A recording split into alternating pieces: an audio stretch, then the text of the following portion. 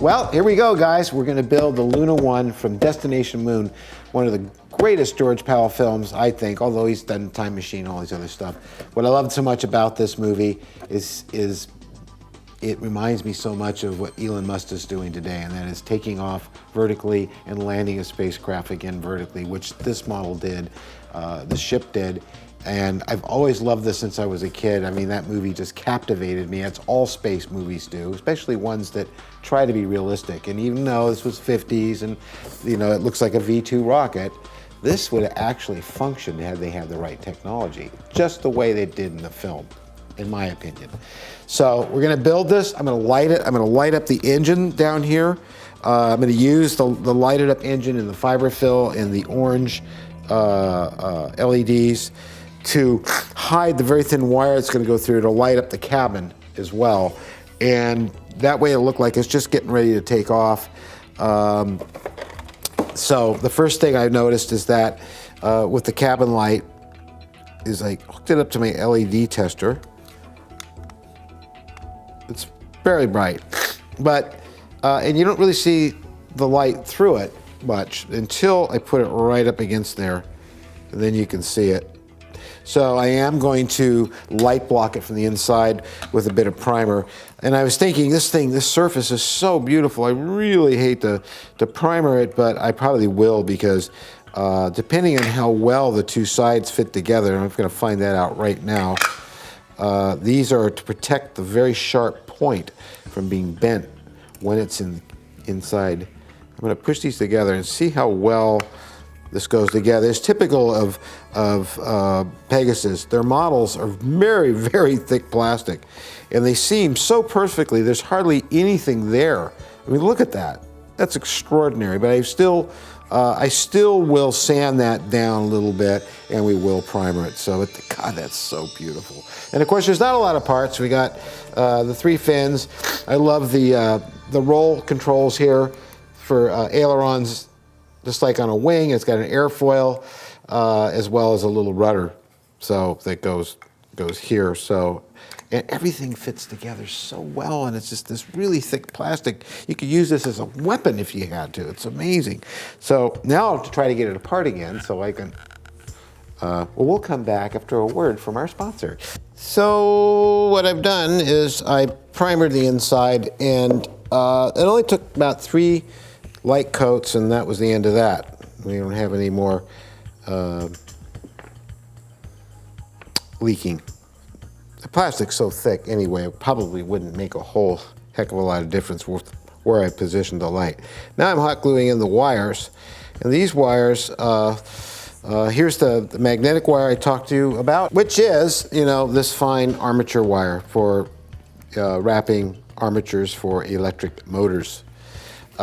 Which works really well when you want to hide the wire. It can be brittle, it can break if you're not real careful with it, but it's pretty good. So I always like to leave the lights on when I'm doing stuff like this to make sure things are continuing to function until I'm all squared away. I just want to make sure that this will close.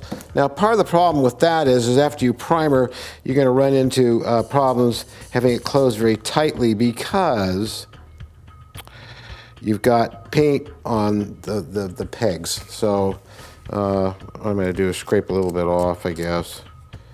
It might be all right, but the other thing is because the primer is still kind of dry, I mean wet, it's going to act like a glue if we put it together for too long. So I might be okay just to kind of push this together and then take it apart again, or at least put it together long enough. Oh, I didn't put the other window in. You do have to put the windows in first on this model, because if you don't, and you close it up and seam it and sand it and fill it, how are you going to get them back in? So they have to go in, and then you're going to have to put some liquid mask or something like that. They just press right in there. Although I am going to put a little bit of glue around the back so they don't accidentally pop out. I think there's something gooey on there. What that is? Oh, coming off. So I'm just going to kind of check this real quick. and make sure this is going to close. I think it is. These two surfaces are pretty far away from each other. Yes, yes, yes.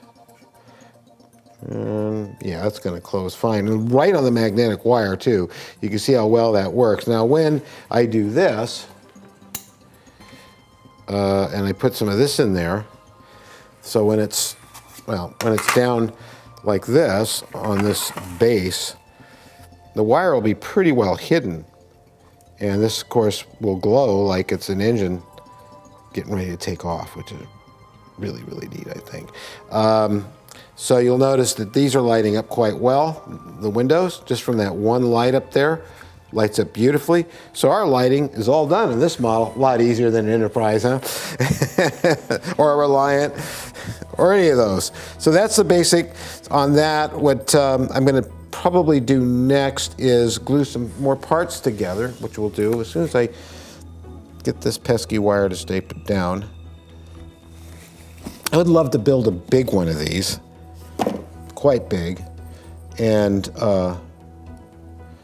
launch it as a model rocket. One day, huh? You might be able to see that through there. I'm hoping not.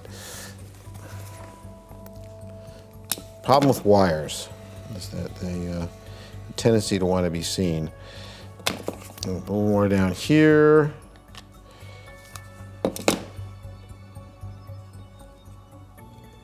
So this is our first official one-day build, and it's going very, very quickly.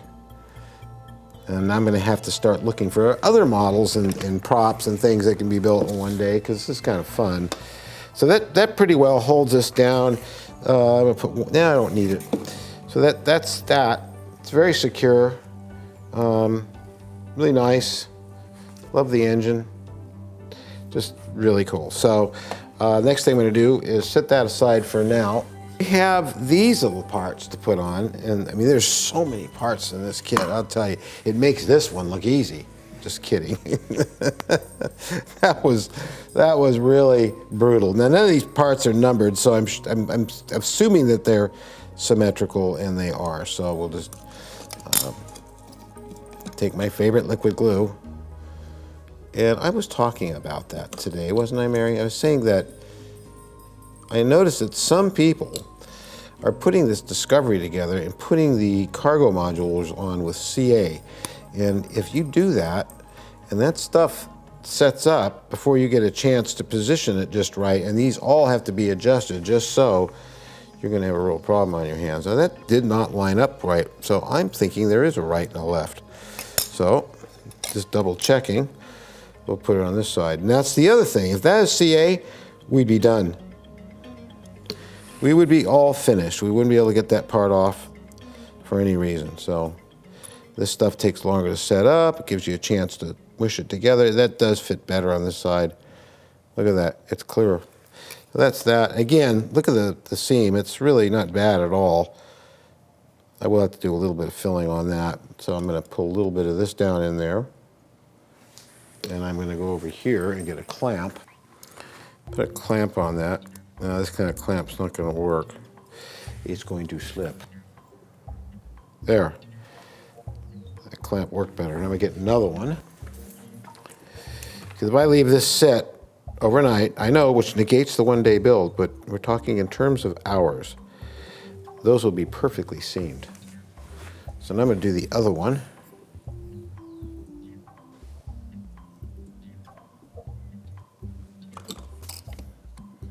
It's Mary's idea to put this glue in the in here, because it just knocks over so easily.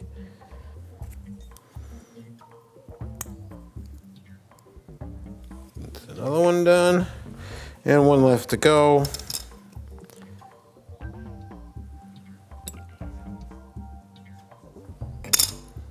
And if you glue up both sides, they stick to themselves better.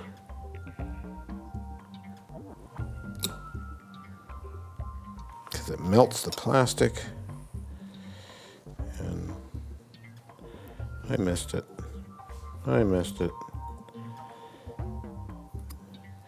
Only I would have this much problem getting on a little part like that. There it goes. And that's really nice, see? So that was hard. And the great thing about these is they're all in one piece, and they're just beautiful and darn near ready to go on. And I always wondered what this was, but it's a little stabilizer to keep, I guess, the thing from falling over. Once it lands, it comes out because it's got 3 fins instead of 4.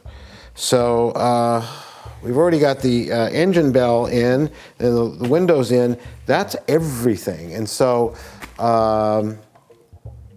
well, I'm going to think about this, and when we come back, I think I'm going to be putting all these parts together. So what we're going to do now is we're going to close this, and I have to be very careful doing it. I did a little test close first just to make sure everything's on the up and up. Probably what would be good is to glue these in. You don't need much because it really is self-locking once you put the 2 halves together. The one side went on without any glue at all. So I'm going to put that one on like that. And that came right off. Nothing would do that. It came right off. And again, you don't have to really worry too much about anything because with this type of glue, it's you've got time to work with it because it softens and melts the plastic. So this stuff really, also it melts the plastic so quickly that you don't, it's easier to close the 2 halves. So what I'm going to do is I'm going to put glue in there, and we're going to just kind of wet this up, get it swishy. You really have to move your butt, and hopefully you don't knock over the glue, which is what I'm working towards doing. And there I just did a big blop there, which if I put the outside of this into will ruin the surface. So I got to be really careful. This has got to be right there, if it'll allow me to. And we're going to close this up. Goes. So far so good. Oonk. Oonk.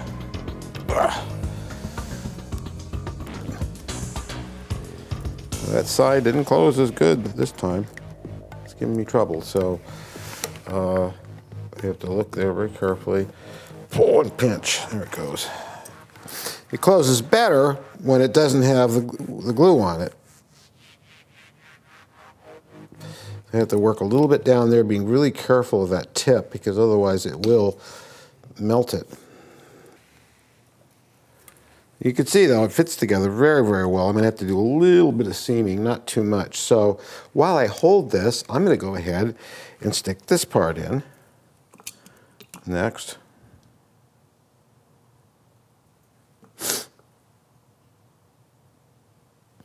It's always, my allergies always, oh, that's the wrong part. Okay, that's the wrong size. Excuse me.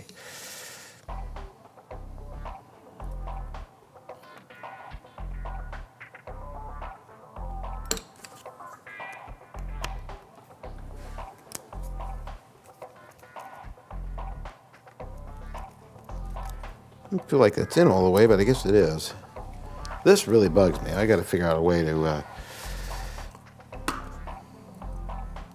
keep that from happening. And now I know for sure why that part's there. Hopefully, I really need this so it'll stand up, so I'm hoping the gonna be able to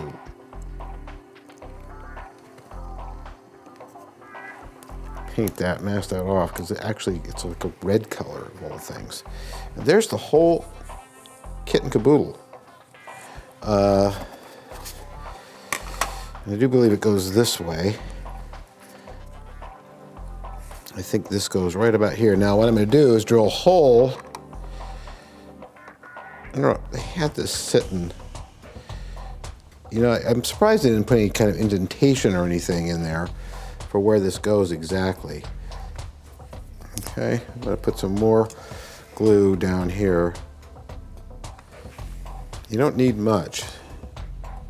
It'll run all down in there. I'm gonna push that shut. I got a little bit of a squirt there, which is a good sign. Which is the melted plastic. And then really stretch that tape. There. And I do believe it just sits like this. They kind of show this like there. You'd think they would have just had a groove for it, but they don't. Where's my super duper engine exhaust thing here? And of course, it's facing the wrong way for the camera, but that will go under there like that, and I will stylize it and stuff, and that will look pretty cool. I'll turn the light off, and oh, that looks so neat. Oh man, I love that. That's so cool. Okay, this is not the giveaway. We're going to give away free passes to the next Icecapades, as I want to keep this for myself. This is really neat. Wow. God. That's cool. So when you're looking at it from this side, you really don't even see the magnetic wire, and it's going to go through a hole I'm going to put in there next. So we can run it out the bottom. That's really cool. I'm very pleased. Of course, now I need to let this sit overnight, and then tomorrow a little bit of squadron putty in a couple of spots, and then we're going to hit this with All-Clads, of course, and give it an aluminum, a flight aluminum, not a chrome, but a flight aluminum paint job, and then paint the base here. And somewhere upstairs, I think I've got a 9-volt power supply that will allow you to keep this plugged into the wall, so that you can actually, you don't have to worry about batteries and things. So you can just plug it in. You have the neatest night light you've ever had in your, well, at least one of them in your bedroom. So, cool. We'll come back a little while and do the paint job. So it's getting a bit cold out here, so I put a sweater on. We have a storm moving in, and this bay is cold. But continuing on with our one-day build, I'm filling the seams now. And there weren't many of them, but there were some scratches and stuff. And I forgot, this is ABS. This is not styrene. I started sanding it, and I started noticing this sort of PVC kind of smell, because they're closely related, if not one and the same. Elliot will enlighten us about that, I'm sure. But it scratches deeply, and it's harder to work with, in my opinion, than styrene. I prefer styrene. I'm a styrene-aholic. But what we're doing here is we do have to get rid of that seam. I noticed a lot of people who built these didn't, because it fits so close that really, if it's facing you this way, you just don't see it.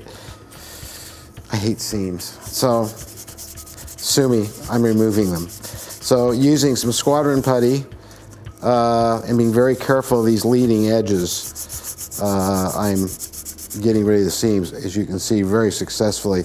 And when you're doing this, you have to make sure that you sand this way when going, never the other way, or you will make this point, you'll dull it. So we'll come back when I've got a little more progress done, because this will, you know, just going to be a lot more sanding and then hitting it with primer. I think you all know how that's done. So I'm sitting here with All-Clads, having fun, maybe too much fun. I just had to weather it. I'm sorry, you know, this is the way it goes. I just have to do this. Now I'm kind of over-weathering it, and then I'm going to come back over it. That was really what I call over-weathering. And then I'm going to take it back down again. It's really coming out of there, because that's typical All-Clads. It's thinned so well. Just to kind of give it a nice weathered feel, you know? I like it. Okay, back to the actual aluminum I was using. I'm going to just take it down a little bit.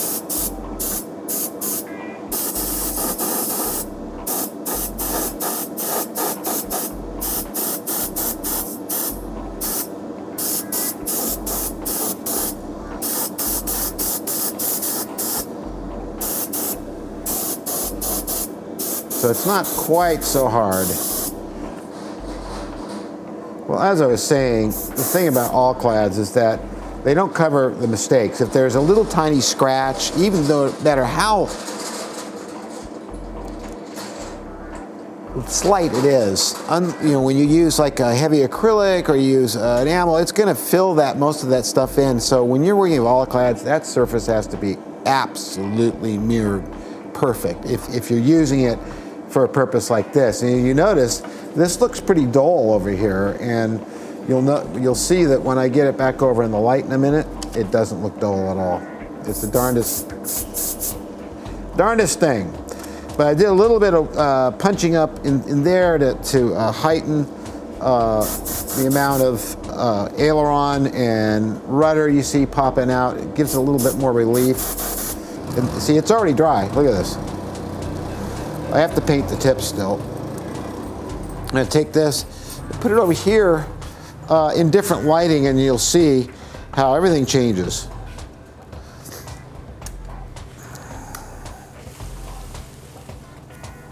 Now I can see that I kind of want to take it down more, but I still kind of like it like that. If I was going to do this for myself, then again I think, well, this is a Steve Neal version, so maybe it's okay like this. What do you think, Mary?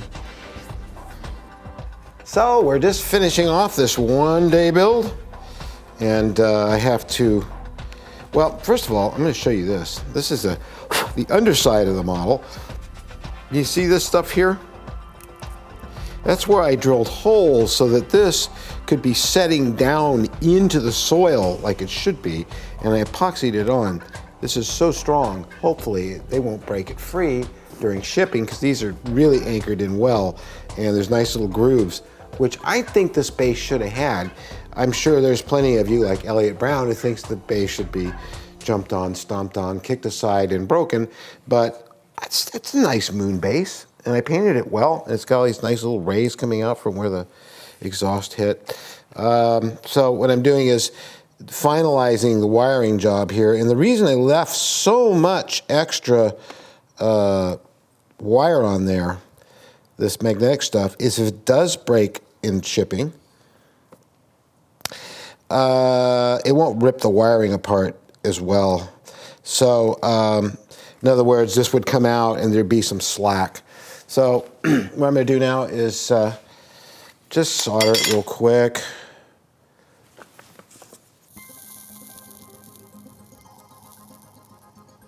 A little more. Make sure that stuff is really connected. There we go.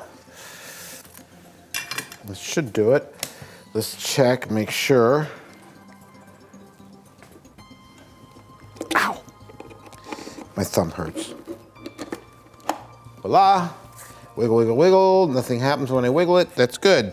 So that means now we can hot glue both of these so that it provides some amount of insulation. I could even put tape around it, but this will work too. After all, no one's ever going to move it. Hot as that is, I'm going to push it down like this. My finger should remove most of the heat. And then these can lay flat. I'm checking it again to make sure that it's lighting up. Lights up fine. Isn't that pretty? So next thing I'm going to do is put a little bit of felt on the bottom.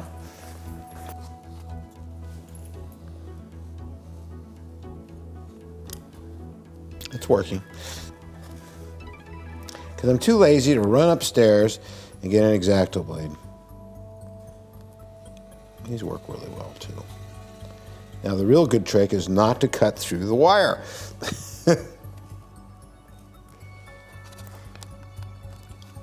Nice thing about razor blades, you can get them right up against the edge like that. And then cut through the plastic. Okay, it looks good. I'm gonna lift that out. A little bit right there. We didn't want to cut through the cord.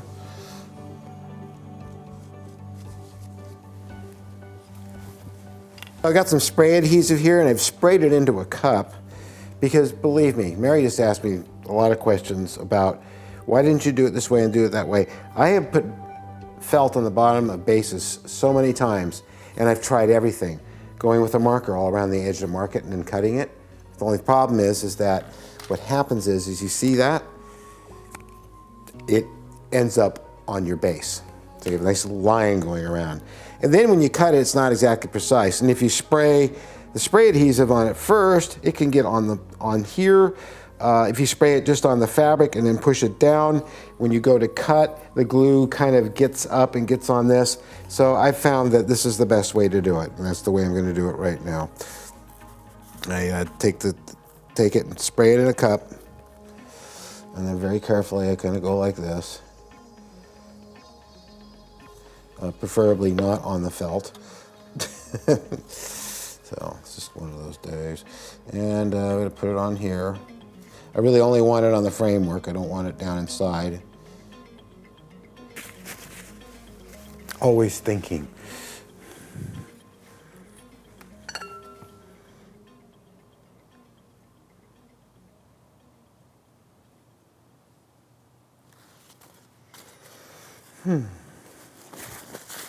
Got a little bit on the model, not too bad on the base. And a little tiny bit of excess over here, which I'm just going to get rid of, like that.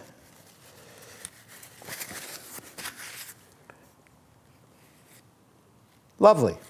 So that completes that model. So now we're going to go shoot our SNG now, and we're going to have the drawing for this model. You just watch being built. Probably by the time you watch this, you've already been the person who won it, but now you can actually see it be built, which is kind of cool. We will be getting back to Discovery next week, starting Monday, because you see here it's all been blocked out. All the parts are basically on, and thank you, Elliott Brown, very much. We have more interior parts that are going to go inside of it, including the Velcro carpet stuff that goes inside of the shuttle bay, the pads that it sits on, and all this detail here goes inside of this. And these are the windows, which I have to modify and open up because Mobius has got them a bit small, I believe. There's some adjustment I have to make according to Elliott. So we'll be doing that next week. We will be back to that. So, and of course we started the Seaview as well, which you're going to see as another, this will be the part one of the radio-controlled Seaview being built. So thanks for watching this. I had a really good time doing it, and I can't wait to see who wins it.